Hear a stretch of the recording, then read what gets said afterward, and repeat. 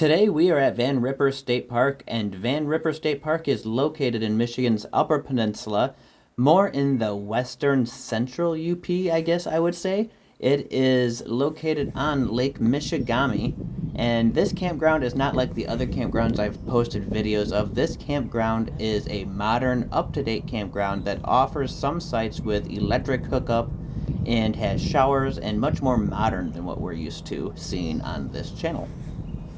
Before we head into the actual campground, we're going to drive first right down to the boat launch area, and we're going to work our way from the boat launch, which is in the back part of the campground, back forward towards the main road, and then even across the road to where there's some cabins that are for rent. Off here to the left, down that little road, is one of the rentable cabins here in the campground, and here is the boat ramp that goes back into Lake Michigamme. The lake itself is about 4,300 acres large and has around 95 miles of shoreline all the way around it. And there's some 27 islands out in the middle of the lake. We actually put our boat in at the other boat launch that's on the opposite side of the lake. Quite a ways away actually, but that's where our cabin was at. And when we're out on the water, it's just incredible driving around the lake and seeing all the small islands and the really neat rock formations out there.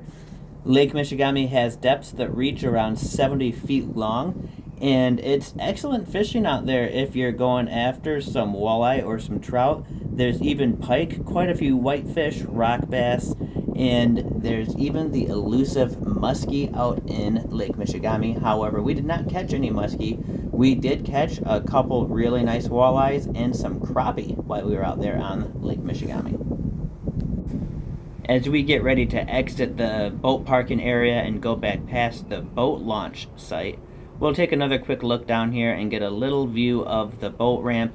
Like I said, it's not much here, it's just a one boat access site at a time, but at least you can see it is nice and paved. It's not just gravel or sand to back your rig down into the lake with.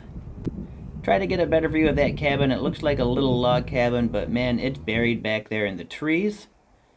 And now we're going to head into the rustic campsites. Again, we are working backwards. We are working from the boat launch, which is farther in, out towards the main road here. So as we're working from the boat launch back into the campground, we first come up to the rustic camping sites. And we have 39 rustic campsites here at Michigamme State Park. And one nice thing, even though they're rustic, they do just have running water. You don't have to use a hand pump to pump the water. I'm walking around with a 360 camera in my hand. That's going to make it a lot easier on me as I swing around and edit the video here. We'll take a quick look at the campsites and the whole campground layout. And it's just one large loop of drivable road with campsites located on either side. Each campsite has a picnic table and a fire ring, and you can see that they're numbered on the road, so you don't have a post that you have to hang a tag on or anything like that. Each site is just numbered and they're spray painted right there on the road.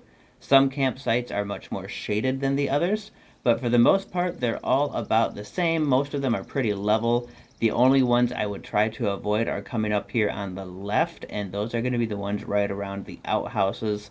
There was a little bit of a drift of smell coming from them, and I always try to not camp near an outhouse just because you know you're going to have people walking back and forth coming through your campsite area as they're trying to get to the outhouse themselves.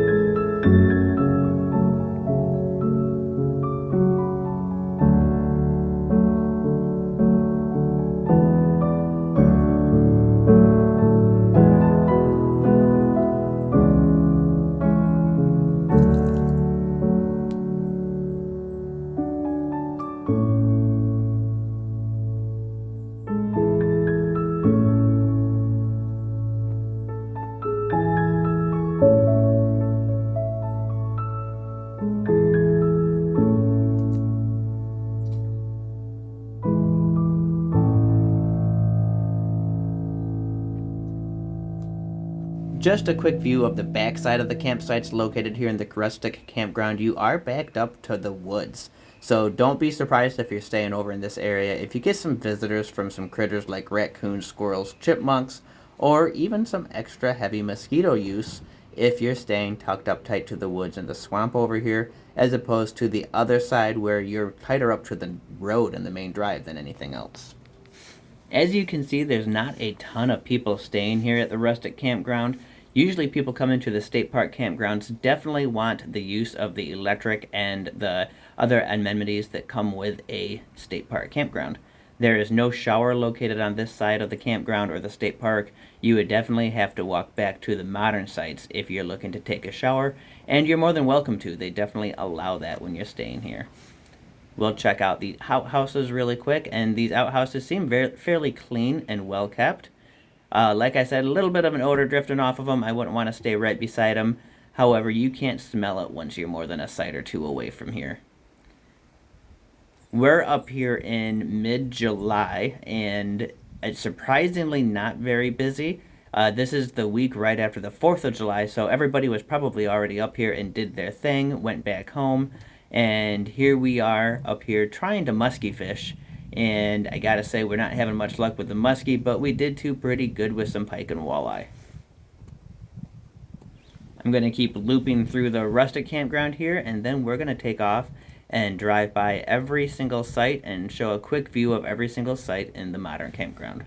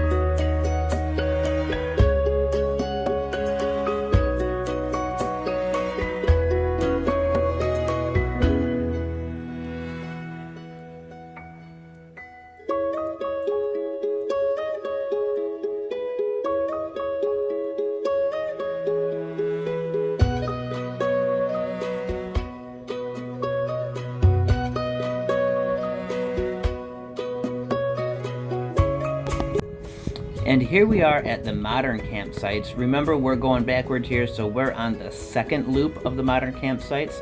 So we're at the larger numbered sites, working our way through, and then we'll jump over and do the smaller number of sites next. For now, we're going to focus on just the right-hand side of the main drive here as we go around the loop. Try not to invade anyone's privacy too much, but it gives you a really good feel for the campground and what it looks like. As we're going through here, you can see we are on even numbers and climbing. We started at 76, we're up to 88, 90, and you can see the very first restroom here that we come up to. They are modern restrooms here in this campground, and they do have showers and indoor plumbing, so you are more than welcome to them if you're staying here at the state park.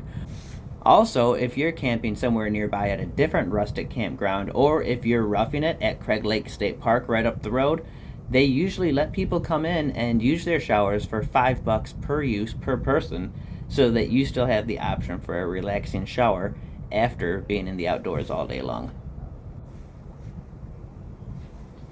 As we work our way around the campground here, you can see we're at site 108, 110 is coming up next, and some of the sites are definitely way more shaded than others, but almost every single site here is plenty large enough for pop-up campers, trailers.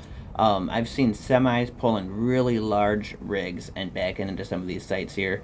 As we go through, you can see that some of them only have pop-up tents.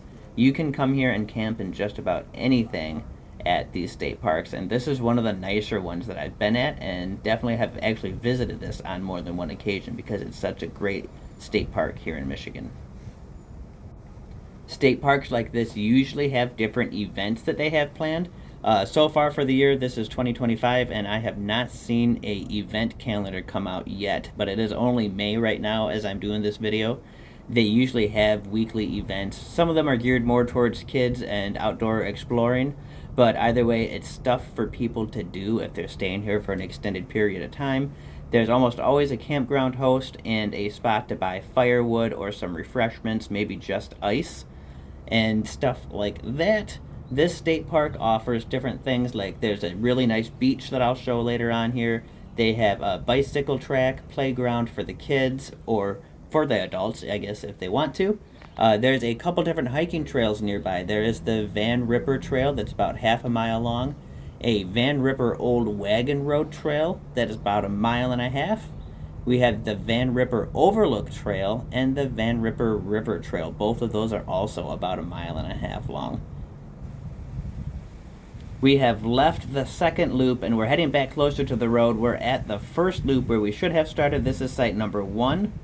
Number 3, we're going to go around the very first loop now with the smaller numbers. We're going to work our way up, and we're still going to just focus on the right-hand side.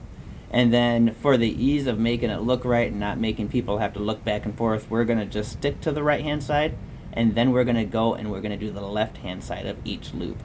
So right now we're at site number 13, and we're coming up to site number 15, working our way around the very first loop. In the background there, you can see like a little shed, and there's the playground in the back.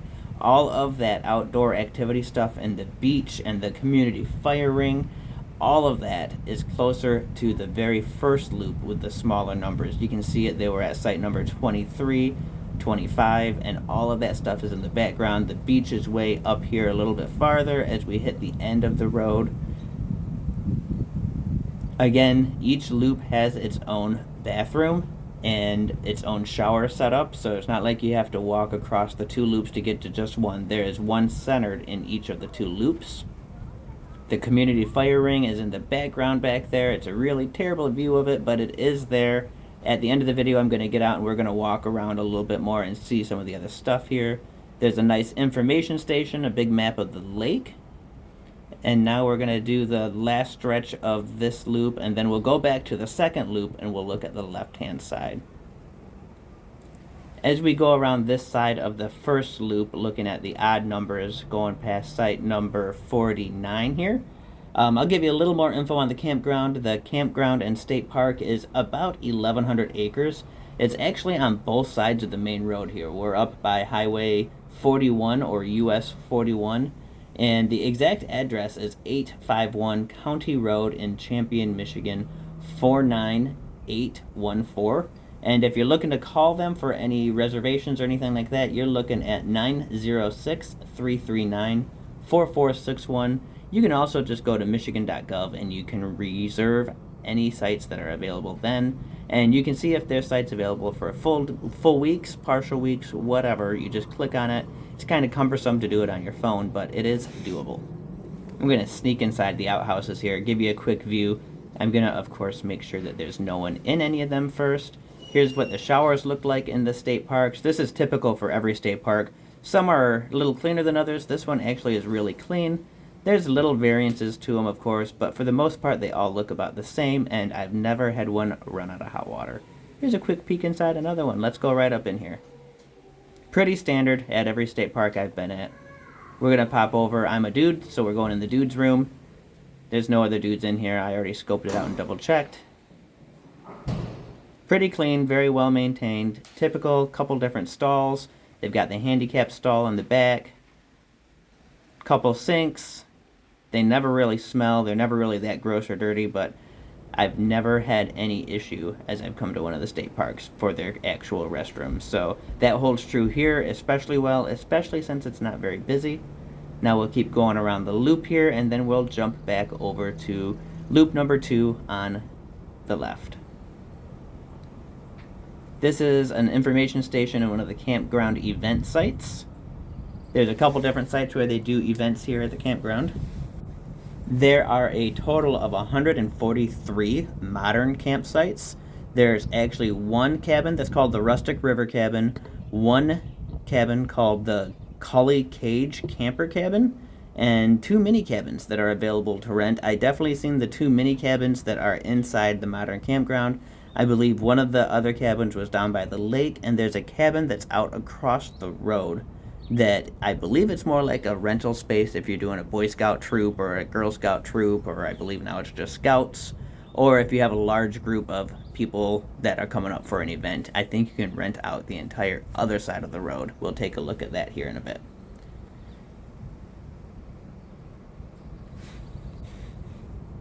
Heading back through site number 91, we're going to climb up to site number 93. We're going down the second loop again, the one in the middle of the campground.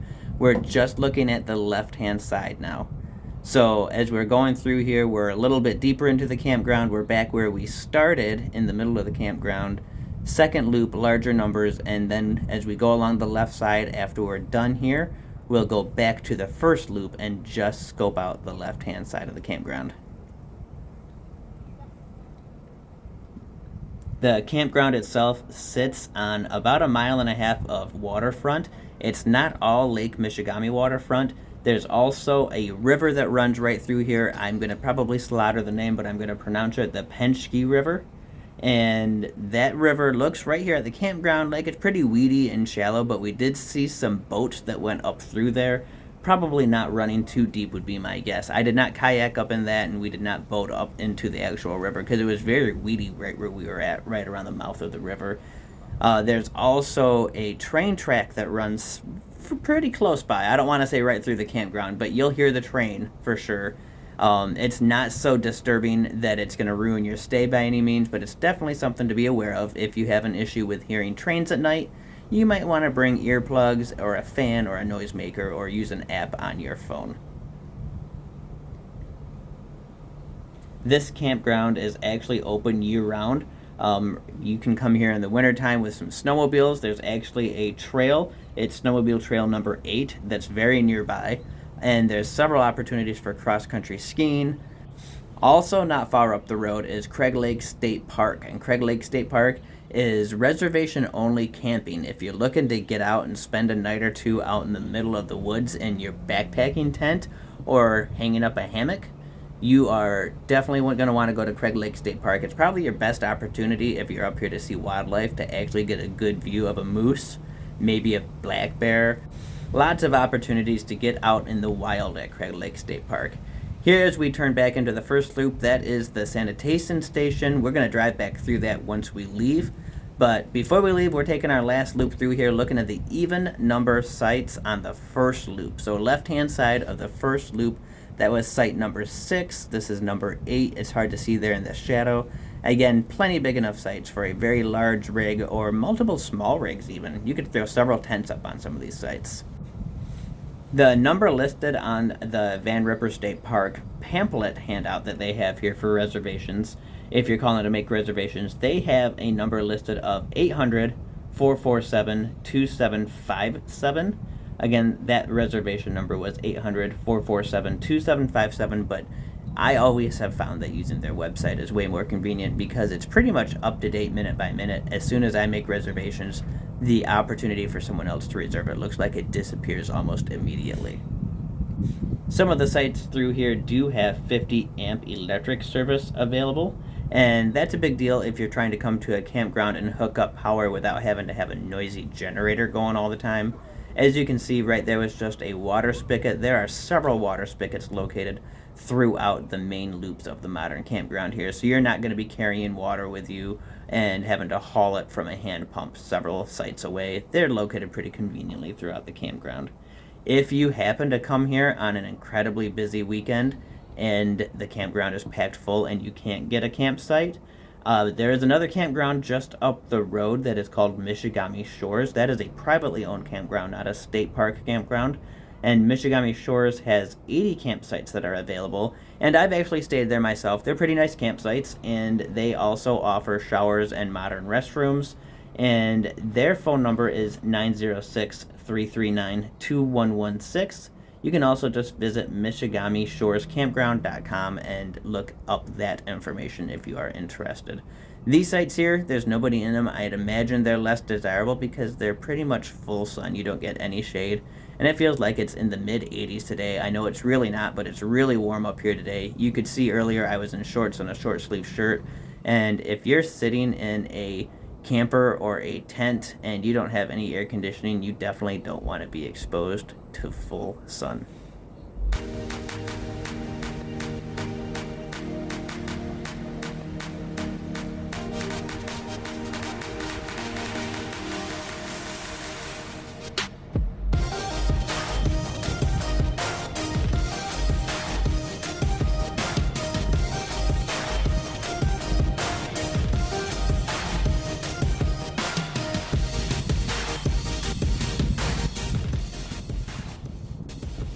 Okay, we are out of the camping area and we're going to pull through the sanitation station or the dump station real quick here, where you would empty your tank on your rig before you leave, hose things out, clean it up good, and take off.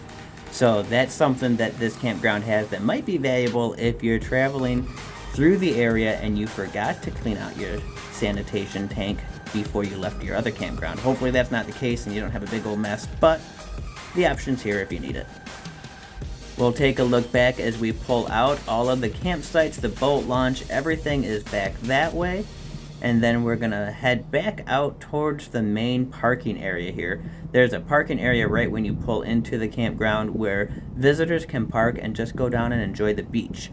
So we're going to turn off that way. You can see some big dumpsters out there. There's nothing over there other than great big dumpsters. So we're not going to head that way. We're going to head to the main drive. This is how you come and go. There is the station where you would register your campsite. Down there is the main beach and all of the playground stuff. We'll keep looping around through the parking lot area here. It's one way out, one way in. We're going to leave, actually, and then we're going to head across the road.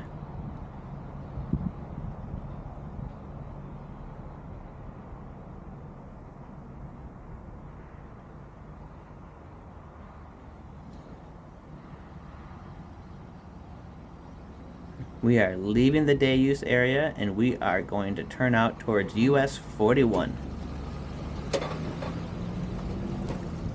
There's that train track that I was talking about. It is not an abandoned train track by any means. This train comes through a couple times a day, if I remember right. It's pretty frequent. It's often enough that you'll know it's there, but it's distant enough and not noticeable to the point that it's going to drive you insane. So don't let that stop you. Just up the road a little ways, we have more of the state park, and this is the unit that I believe you can rent out the entire space for a large group event. We're going to drive through really quick. You'll notice there are spots along through here where several different tents can be thrown up. They are kind of obvious. There's picnic tables, but they don't pop up as something that I could rent or reserve individually, which is what leads me to believe you rent the cabin and the entire space. You can see the cabin here is actually really nice. Something I would definitely consider renting if I was bringing up enough people to justify the cost. We're going to loop on through here. This isn't a very big space, so this won't take long to get through this side of things, and then I'm going to head back down to the main campground and down to the beach area.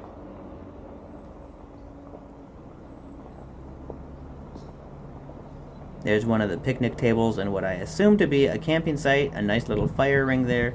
Definitely tucked away more from people.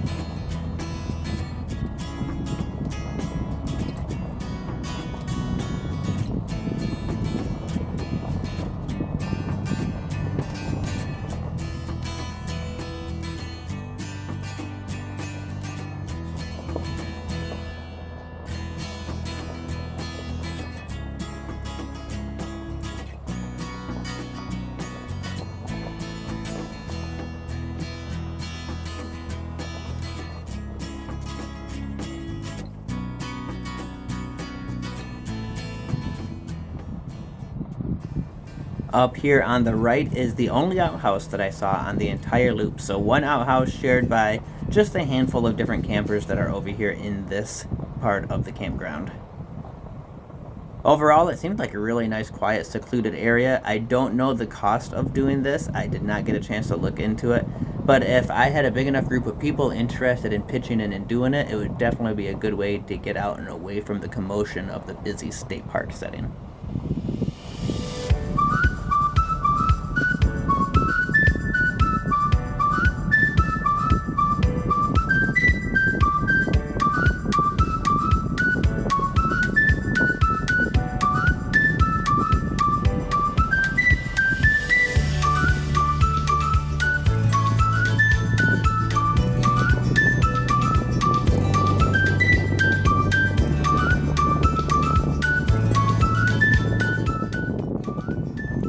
And now I'm going to head back across the road again, and we're going to take a look at the actual state park beach area and the visitor parking area.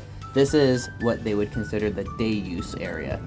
So again, not a whole lot of people here, but this is actually filmed at a totally separate trip. So all of the rest of those videos were filmed in mid-July when you would expect it to be packed, and I'm up here now in late September.